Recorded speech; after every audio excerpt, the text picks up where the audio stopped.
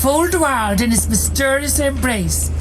Far away in the west the sun was setting, and the last glow of all too fleeting day lingered lovingly on sea and strand. On the proud promontory of dear old Holt, guarding as ever the waters of the bay.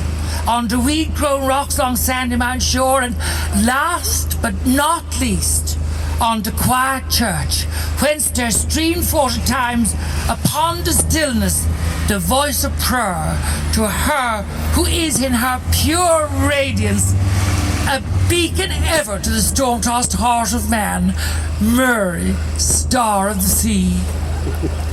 Queen of angels, Queen of angels, Queen of prophets of all saints they prayed, Queen of the most holy rosary. And then Father Conroy handed the thurible to Canon O'Hanlon, and he put in the incense and censed the blessed sacrament, and Sissy Caffrey caught the two twins, and she was itching to give them a ringing good clip on the ear, but she didn't, because she thought he might be watching her.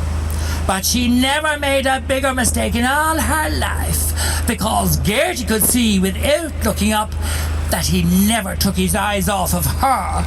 And then Canon O'Hanlon handed the thurible back to Father Conroy and knelt down looking up at the Blessed Sacrament, and the choir began to sing Tantum Ergo, and she just swung her foot in and out in time as the music rose and fell to the Tantum Ergo Sacramentum. $3.11 she paid for them stockings and spars at George Street on the Monday, no, was it the Tuesday before Easter, and there wasn't a brack on them, and that was what he was looking at, transparent, and not at her, insignificant, wasn't neither shape nor form, the cheek of her, because he had eyes in his head to see the difference for himself.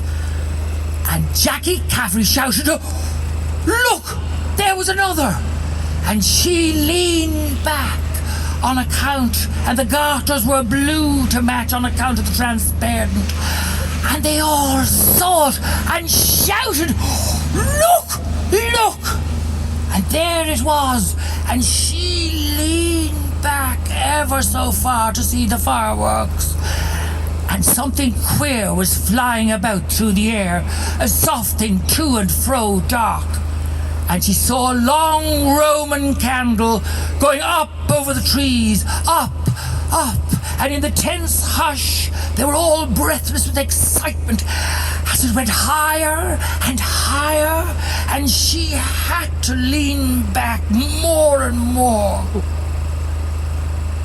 With a divine and entrancing blush from straining back, she would fain have cried to him chokingly, held out her slender arms to him to come, to feel his lips laid on her white brow, the cry of a young girl's love, a little strangled cry, that cry that has rung through the ages. And then a rocket sprang and bang, shot blind, and then the Roman candle burst, and it was like a sigh of and then everyone cried out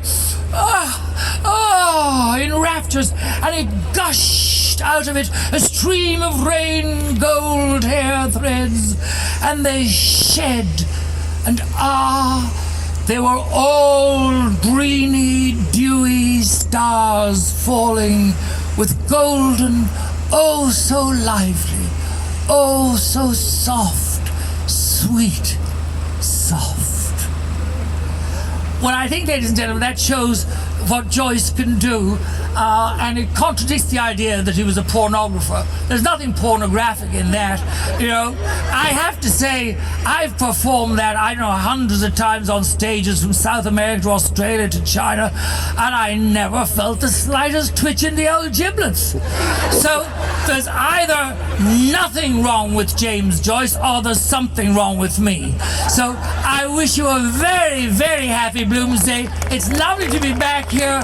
in the Sandymount family, and I'm sure you'll excuse me because I have to go to make my way into the Senate for the order of business. But thank you so much. Have a wonderful Bloomsday, and I know that you have marvelous performers coming on, and you're in the splendid professional hands of Mr. Rodney Dammit!